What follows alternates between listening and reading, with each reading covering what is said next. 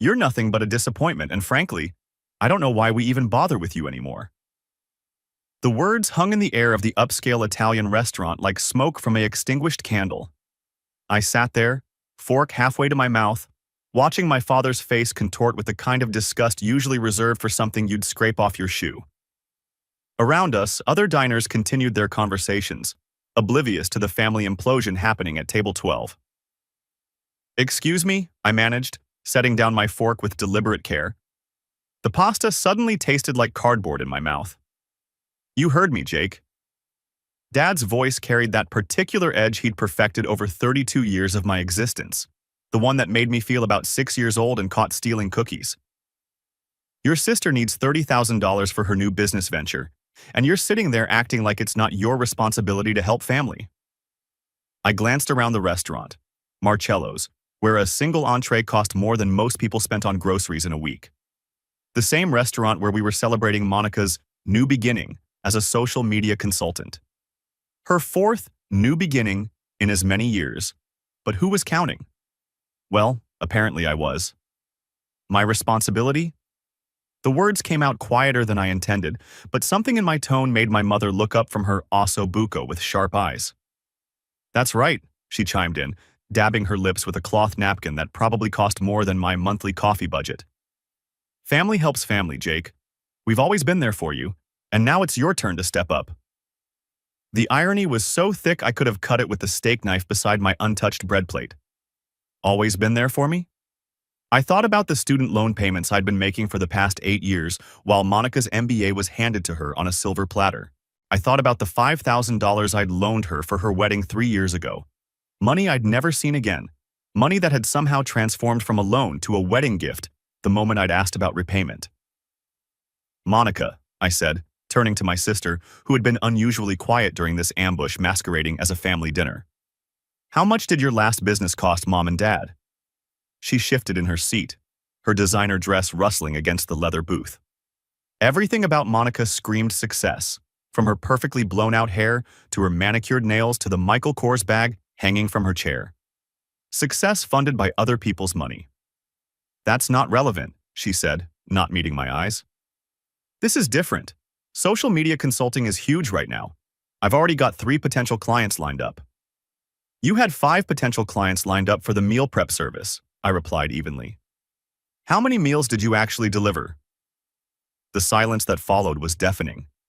Even the couple at the next table seemed to pause their conversation, sensing the tension radiating from our corner of the restaurant.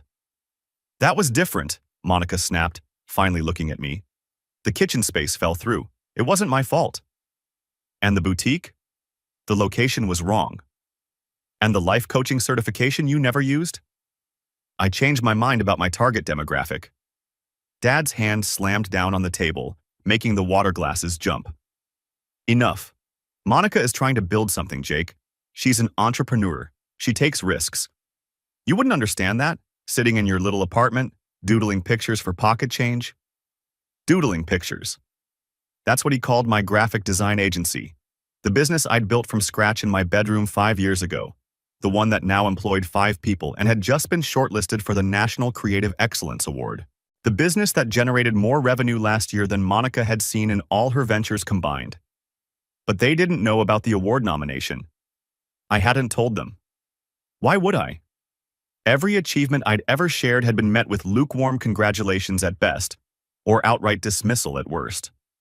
When I'd landed my first major client 2 years ago, Mom had said, "That's nice, dear. Monica's boutique is really taking off too." The boutique had closed 3 weeks later. "My agency employs 5 people," I said quietly. "We just finished a campaign that went viral. We're being considered for a national award." Dad waved his hand dismissively. "Anyone can make a website go viral these days. Monica is building something real. Something with substance." I looked at Monica, waiting for her to say something, anything, in my defense. We'd been close once back when we were kids. I'd helped her with her math homework. She'd taught me how to tie my shoes. But somewhere along the way, she'd learned that being the golden child meant never questioning the narrative that made her special. She remained silent, studying her wine glass like it held the secrets of the universe. $30,000, Mom said. leaning forward. That's nothing to you, Jake. You don't have a family to support, no mortgage, no real responsibilities. Monica has a family, a house payment, real expenses. Real expenses. Like the vacation to Tuscany she'd posted about on Instagram last month. Like the new BMW in her driveway. Like the designer handbag collection that could fund a small country's education budget. I have responsibilities, I said. I have employees. I have business expenses. I have my own life to consider. Your own life, Dad repeated, his voice dripping with disdain. You mean your selfish little world where you don't owe anybody anything? The word owe hit me like a physical blow. I owed them? For what? For the constant criticism? For the years of being told my dreams weren't worth pursuing? For being the afterthought at every family gathering while Monica basked in unconditional praise? I thought about my childhood bedroom, decorated with my own artwork while Monica's room looked like a Pottery Barn catalog. I thought about the family photos where I was always positioned slightly behind everyone else, like an add-on rather than an integral part of the picture. I thought about the graduation dinner where they'd spent more time discussing Monica's job prospects than celebrating my degree. What exactly do I owe you for? I asked, my voice steady despite the tremor I felt in my chest. For raising you, Mom's voice rose, causing several nearby diners to glance our way. For putting a roof over your head, food in your mouth, clothes on your back, for 18 years of sacrifice. That's called being a parent, I replied. That's what you're supposed to do when you have children. It's not a loan with interest. Dad's face was turning red, a sure sign that his temper was reaching critical mass. Don't you dare lecture us about parenting. We gave you everything Monica got. Everything Monica got? The phrase was almost laughable. Monica got a fully paid college education while I worked 3 part-time jobs and took out loans. Monica got a car for her 16th birthday while I saved for 2 years to buy a used Honda. Monica got family support for every harebrained business idea while I got lectures about realistic expectations and backup plans. Did you? I asked. Because I seem to remember paying for my own college while Monica's was handed to her. I remember working summers while Monica went to camp. I remember... You're being dramatic, Monica finally spoke, her voice carrying that particular brand of condescension she'd perfected over the years. Mom and Dad helped both of us. You're just choosing to remember things differently. Choosing to remember things differently. Gaslighting 101, courtesy of my loving family. I pulled out my phone and opened my banking app, scrolling through years of transactions. Student loan payments. Every month like clockwork. I turned the screen toward them.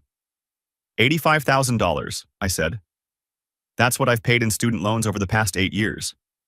How much did Monica pay for her MBA? Silence. How much? I pressed. That's not the point, Dad said, but his voice had lost some of its conviction. It's exactly the point. You want to talk about family helping family? You want to talk about what I owe? Let's talk numbers.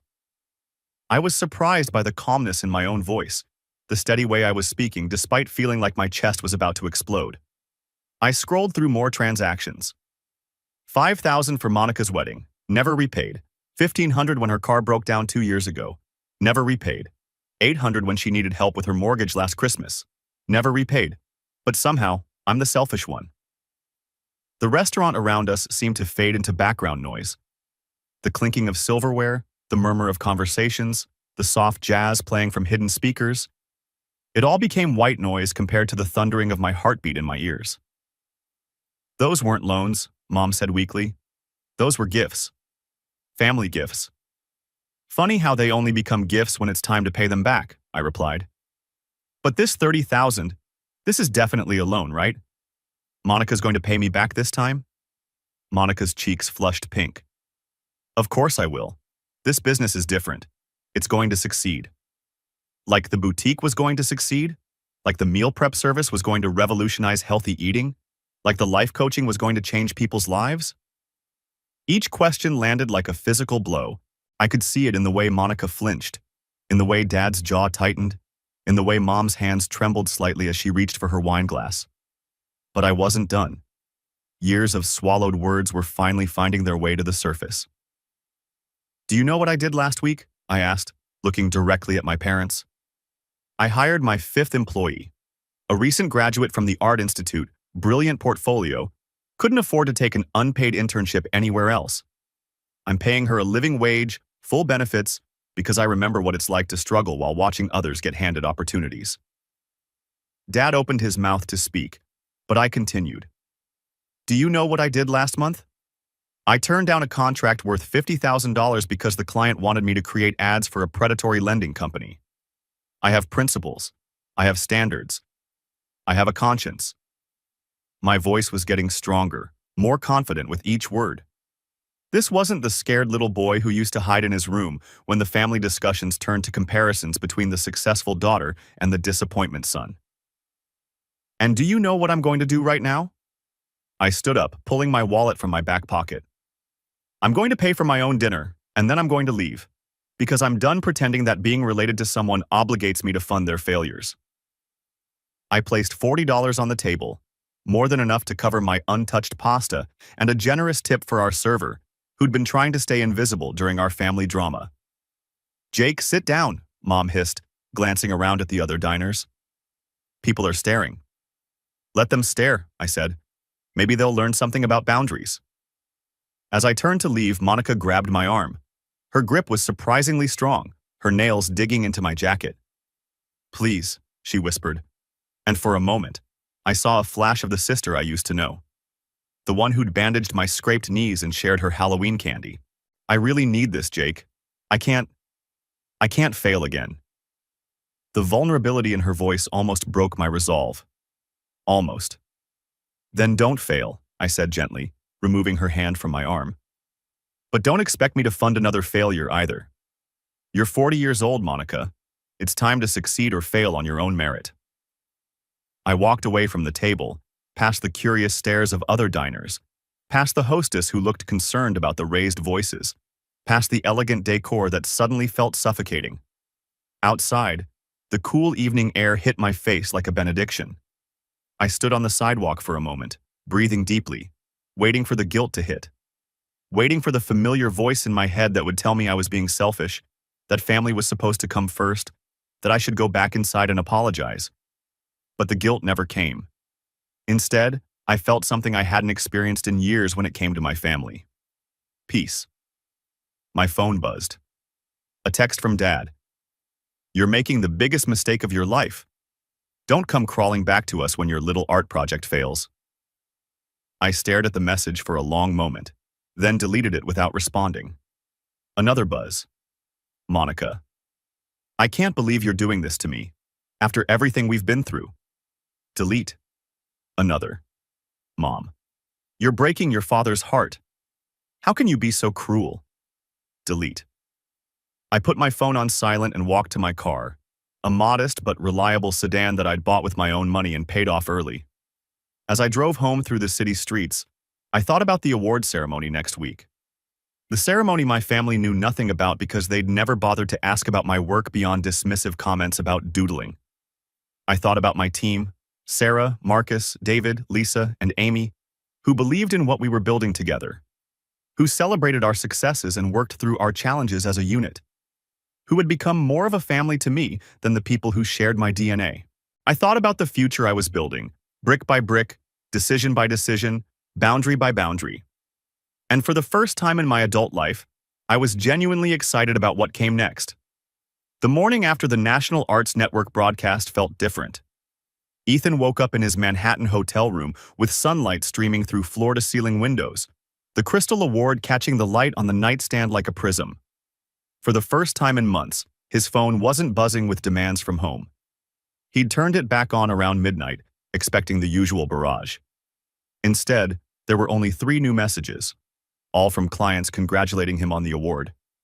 The silence from his family felt both liberating and ominous. His team was meeting for brunch at 11 before flying back to Portland. Ethan showered, dressed in the same navy suit from last night, wrinkled now, but he didn't care, and made his way down to the hotel lobby. The marble floors echoed with the click of expensive heels and the murmur of business deals being made over coffee. There's our award winner, Sarah Chen, his creative director, appeared at his elbow with 2 cups of coffee and a knowing smile. How's it feel to be famous? Surreal, Ethan admitted, accepting the coffee gratefully. I keep expecting someone to tell me there was a mistake. No mistake. You built something real, boss. We all did. Sarah's expression grew more serious. Though I noticed you seemed tense during the after-party. Everything okay? Before Ethan could answer, his phone rang. Monica, calling. He stared at the screen, thumb hovering over the decline button. Sarah raised an eyebrow. My sister, he explained, probably wants to congratulate me on my success by asking for money. You don't have to answer. But something in Ethan's chest twisted. Despite everything, Monica was still his sister. The girl who'd taught him to ride a bike, who'd shared her Halloween candy with him until they were teenagers. Maybe this time would be different. Maybe seeing his success on national television had finally made her understand. He answered. Monica. Ethan. Her voice was tight, controlled in a way that made his stomach clench. We need to talk. Congratulations would be nice, he said, settling into one of the lobby's leather chairs.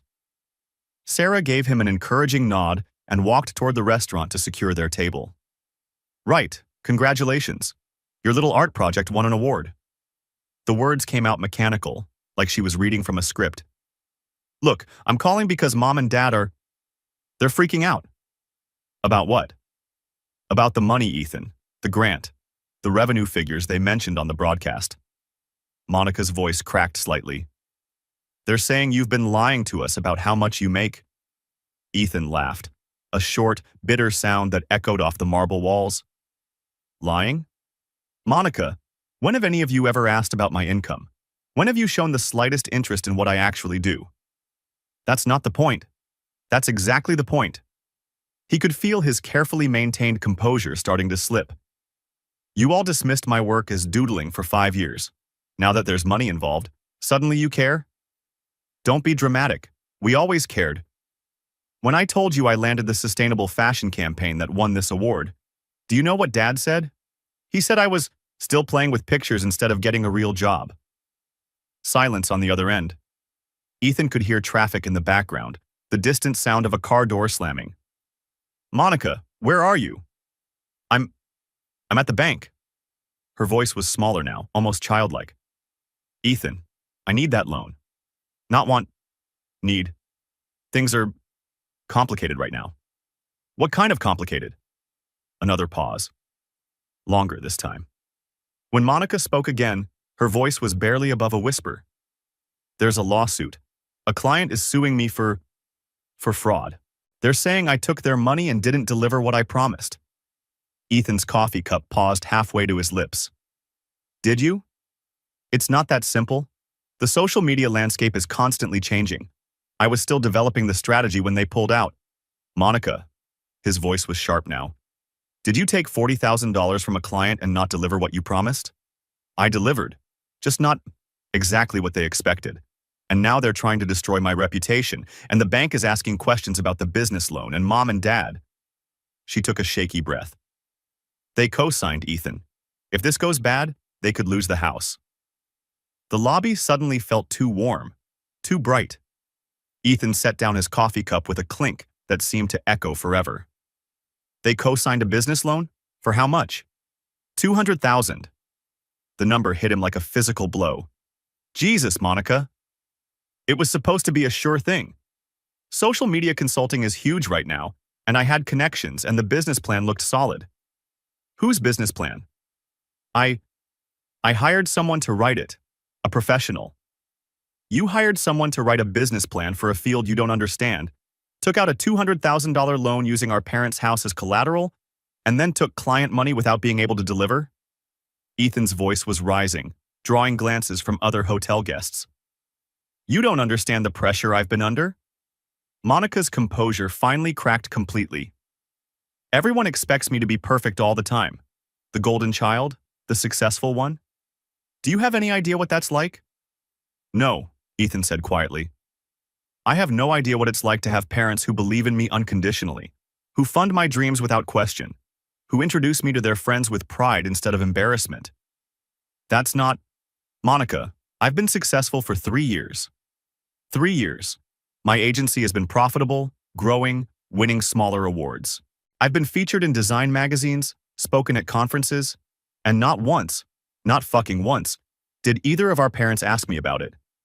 But you take out a fraudulent loan and suddenly I'm the family bank? It's not fraudulent. Then why are you being sued for fraud? Silence. Ethan rubbed his forehead, feeling a headache building behind his eyes. Across the lobby, Sarah was gesturing toward the restaurant, probably wondering where he was. What do you want from me, Monica? The $30,000, like Dad asked. It would cover the legal fees and buy me time to sort this out. No. Ethan, please. I'm your sister. You're my sister when you need something.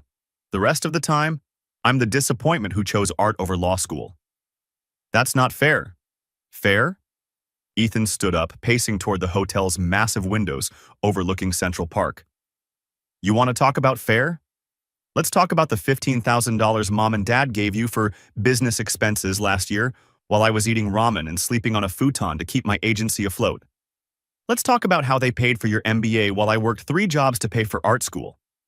Let's talk about how every family gathering for the past 5 years has been a referendum on my life choices while your failures get reframed as learning experiences.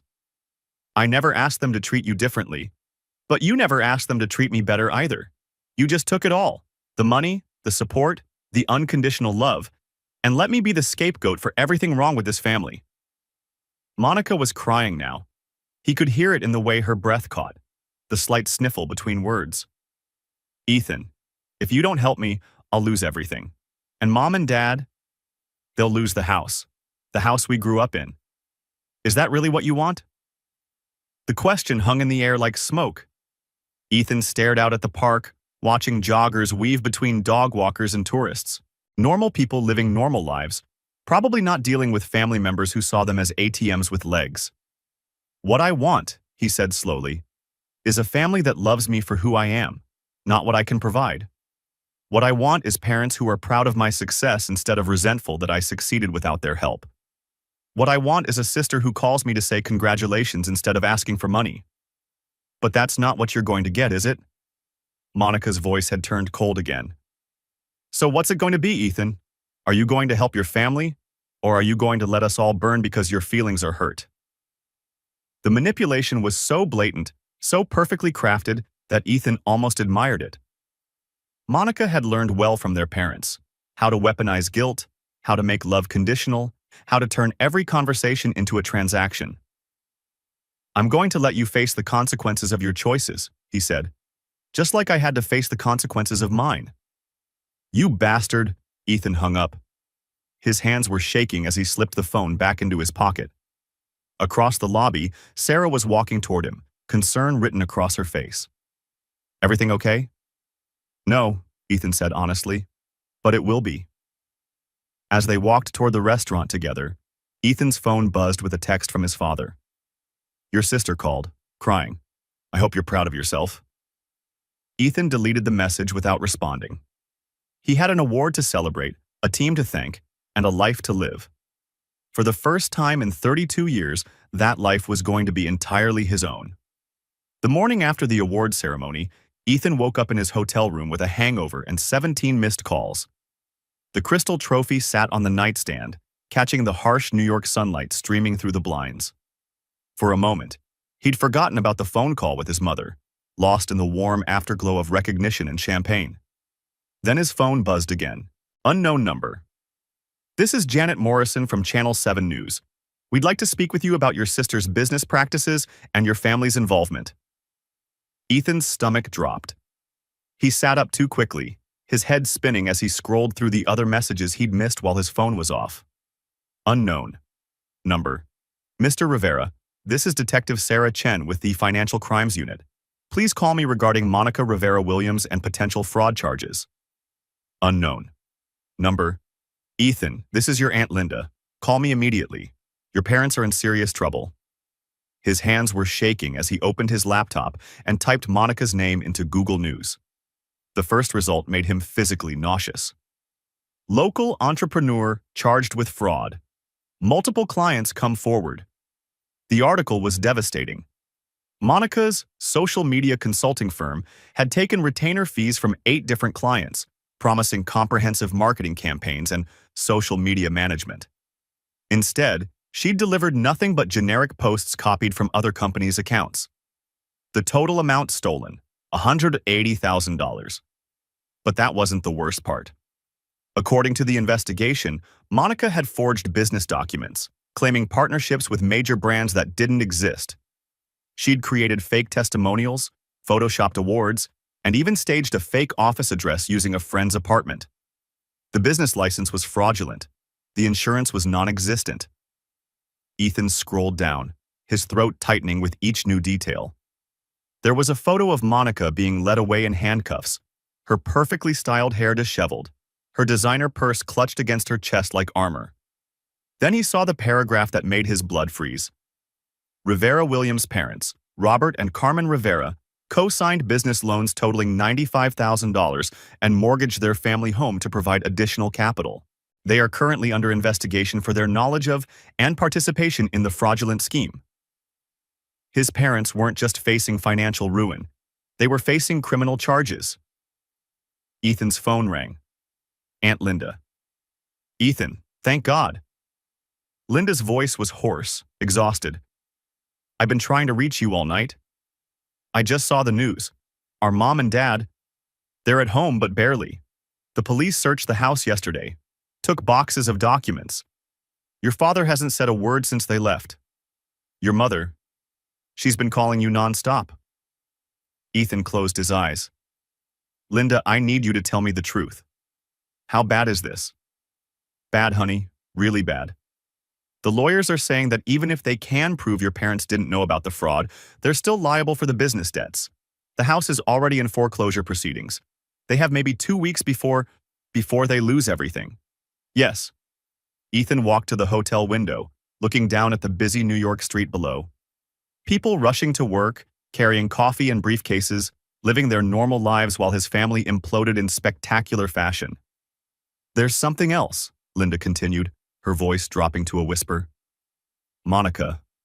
She told the police that you were supposed to be a silent partner, that you'd agreed to provide additional funding but backed out at the last minute, leaving her scrambling to find money elsewhere." "What?" Ethan's voice came out sharper than intended. "That's completely—" "I know it's not true, honey, but she's trying to drag you into this mess, make it look like you're partially responsible for the collapse." Ethan felt something cold and heavy settle in his chest. Even facing criminal charges, even having destroyed their parents' lives, Monica was still trying to make him the villain. His phone buzzed with another text from his mother. "Ethan, please, we need to talk. Monica says you were involved. Please call me back. Please." He showed the message to no one, but spoke it aloud to Linda. "She actually believes Monica. After everything, she actually thinks I'm somehow responsible for this. Your mother is desperate, Ethan. People believe what they need to believe when they're drowning." "No," Ethan said, surprised by the steadiness in his own voice. "This isn't desperation. This is who she's always been. Monica could burn down the neighborhood and Mom would find a way to blame me for not stopping her." Linda was quiet for a long moment. "What are you going to do?" Ethan looked at the award again, remembering the feeling of walking across that stage, of being recognized for something he'd built with his own hands and mind. He thought about his team, about the clients who trusted him, about the business he'd carefully constructed over 5 years. "I'm going to protect what I've built," he said, "and I'm going to let them face the consequences of their choices. Even if they lose the house?" "Linda, they mortgaged their house to fund Monica's 4th failed business without asking a single question about her business plan. They co-signed loans without reading the documents. They enabled a fraud that hurt 8 innocent people. This isn't happening to them. This is them. But they're your parents. And I'm their son. But they've never treated me like one unless they needed something from me." Ethan ended the call and immediately dialed his lawyer, Marcus Chen, who'd helped him set up his business structure years ago. "Marcus, it's Ethan Rivera. I need you to do something for me immediately. I need you to issue a public statement clarifying that I have never been involved in any business ventures with my sister Monica Rivera Williams, that I have no financial ties to her company, and that any claims to the contrary are false and defamatory." Ethan, what's going on? My sister's been charged with fraud and she's trying to implicate me. I need to get ahead of this before it damages my business or my reputation. I'll have the statement drafted within the hour. But Ethan, if this becomes a bigger legal issue, then we'll handle it. But I'm not going down with their ship. After hanging up, Ethan sat in the hotel room silence, staring at his reflection in the dark television screen. He looked older than he had yesterday, the weight of family betrayal aging him in real time. His phone buzzed again. This time it was his father. Son, we need to talk. For the first time in the conversation, his father had called him son, instead of just Ethan. Even now, even in their desperation, they were still trying to manipulate him. Ethan typed back, "No, we don't. Your mother is having panic attacks. She can't sleep. She can't eat. This is killing her." Then maybe she should have thought about that before enabling Monica's fraud. We didn't know it was fraud. We thought we were helping our daughter build a legitimate business. Ethan stared at the message, feeling something shift inside him. Not sympathy, not forgiveness. Something colder and more final. He typed, "Dad, you gave Monica $95,000 for a business she described in a single paragraph. You never asked for a business plan. You never asked to see client contracts. You never asked about insurance or licensing. You mortgaged your house based on Monica's word alone. But when I started my agency, you asked me 50 questions about why I thought doodling could be profitable. You know the difference between due diligence and blind faith? You chose blind faith for Monica and skepticism for me. That's not ignorance. That's favoritism." The response came immediately. "How can you be so cold? Your mother is crying herself to sleep every night.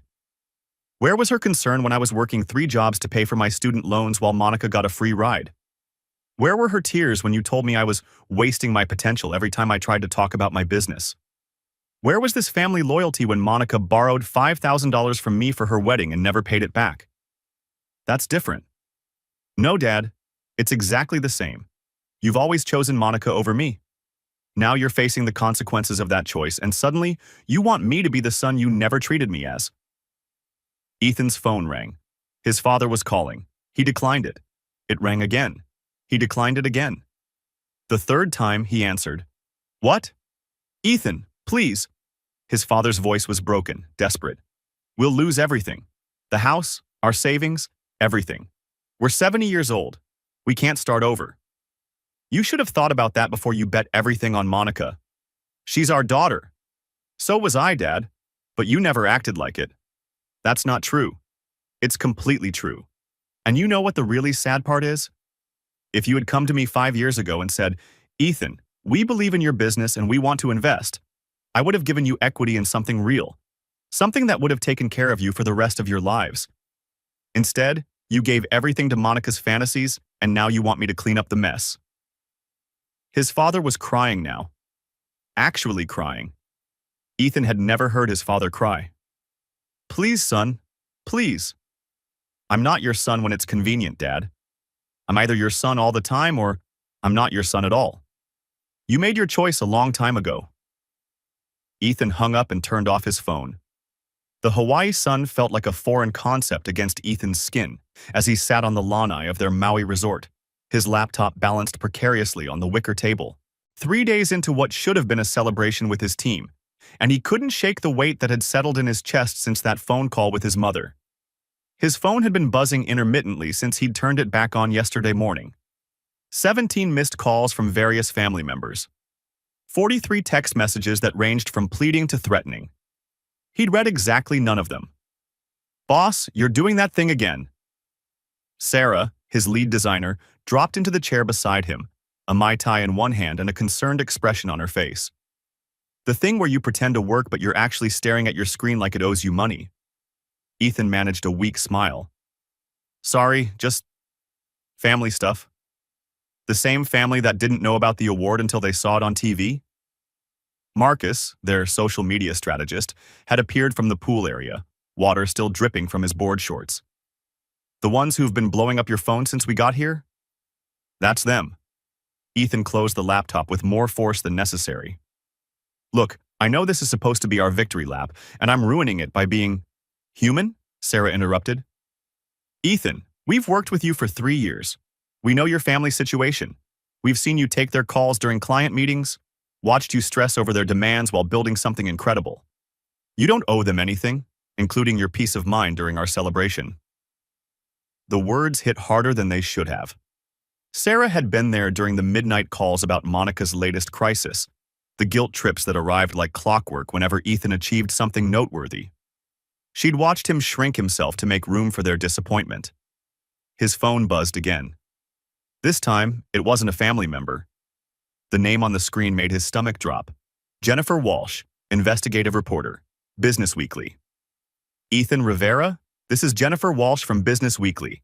I'm working on a story about your recent award win, but I've stumbled across some interesting information about your family that I'd like to discuss with you. Could you call me back at your earliest convenience?"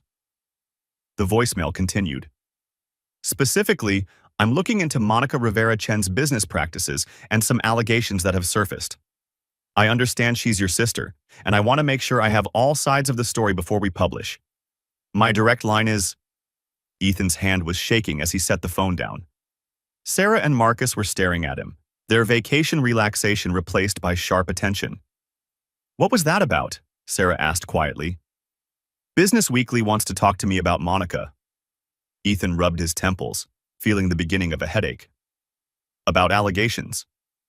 "What kind of allegations?" Before Ethan could answer, his phone rang again. This time, it was his father. For the first time in 3 days, Ethan answered. "Dad?" "Ethan." His father's voice was hoarse, strained in a way Ethan had never heard before.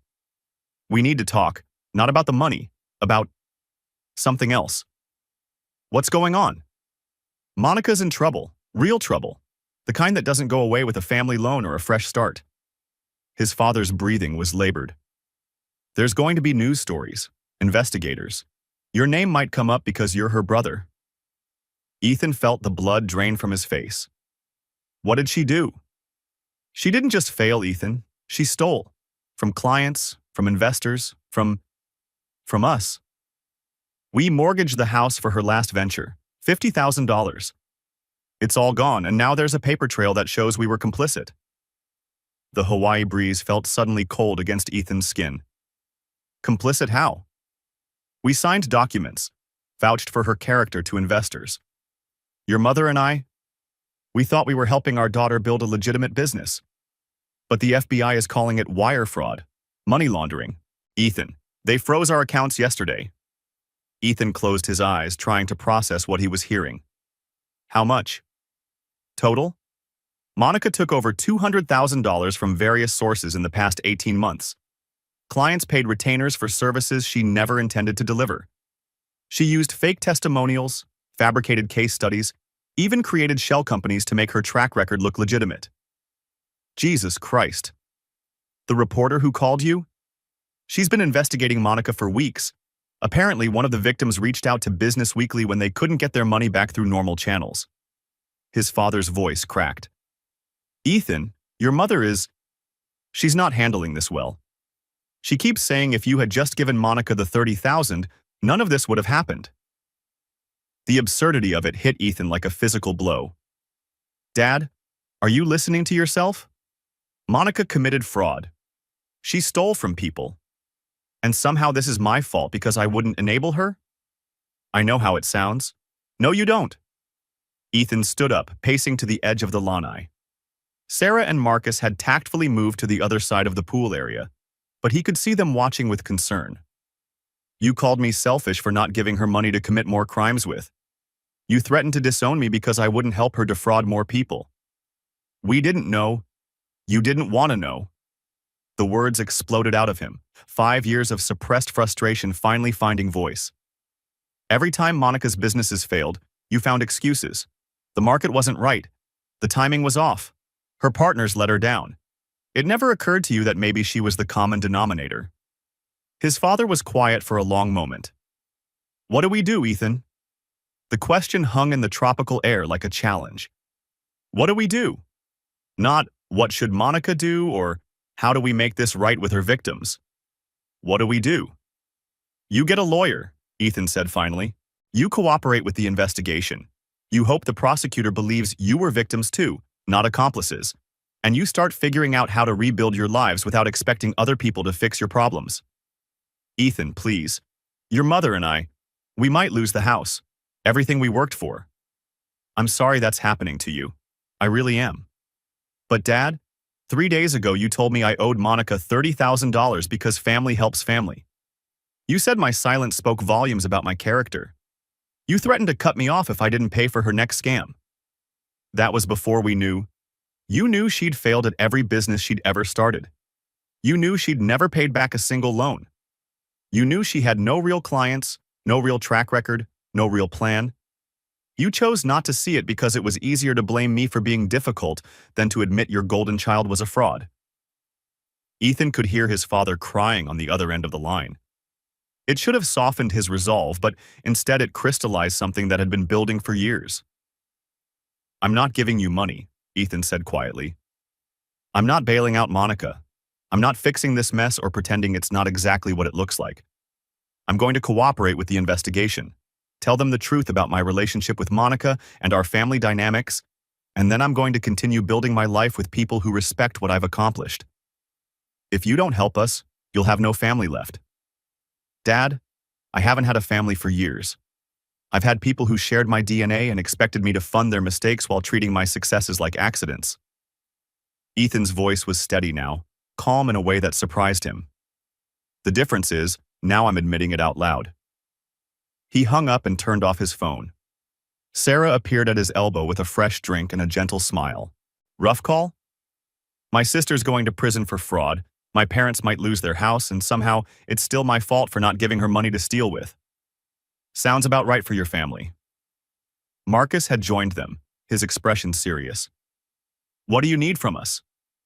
The question caught Ethan off guard. What did he need? For 5 years, he'd been so focused on what everyone else needed from him that he'd forgotten people might ask about his needs.